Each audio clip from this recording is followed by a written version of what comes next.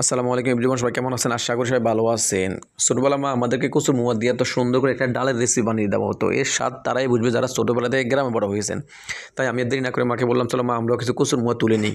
এই কথা শুনে মা একটা খন্তা নিয়ে বের হয়ে গেল এবং একটা কচুর মুয়া তুলে নিল। নেওয়ার পর এগুলো সুন্দর করে ধুয়ে আলাদা একটা পাত্রে ঢেলে অনেকক্ষণ সিদ্ধ করে নেওয়া হলো। সিদ্ধ করার পরে একে একে সবগুলো খোসা ছাড়িয়ে আলাদা একটা পাত্রে রেখে দেওয়া হলো।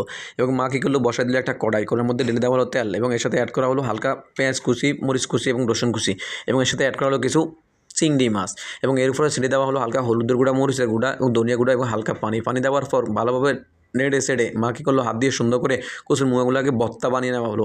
যখন চিংড়ি মাছগুলা কষানো হয়ে গেলো তখন এর উপর ঢেলে দেওয়া হলো সেই মিক্স করা কচুর মুয়া এবং এর সাথে অ্যাড করা হলো হালকা কিছু গরম পানি।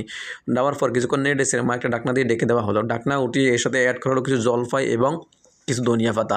আবারও ভালোভাবে মিক্স করে আবারও একটা ডাকনা দিয়ে ডেকে দেওয়া হয় এবং এরপরে তৈরি হয়ে গেলো আমাদের সেই সুস্বাদু ডালের রেসিপি। আপনারা ট্রাই করে দেখতে পারেন, আশা করি সবাই ভালো লাগবে। ভিডিওটা ভালো লাগলে লাইক, কমেন্ট, শেয়ার এবং সাবস্ক্রাইব করতে ভুলবেন না।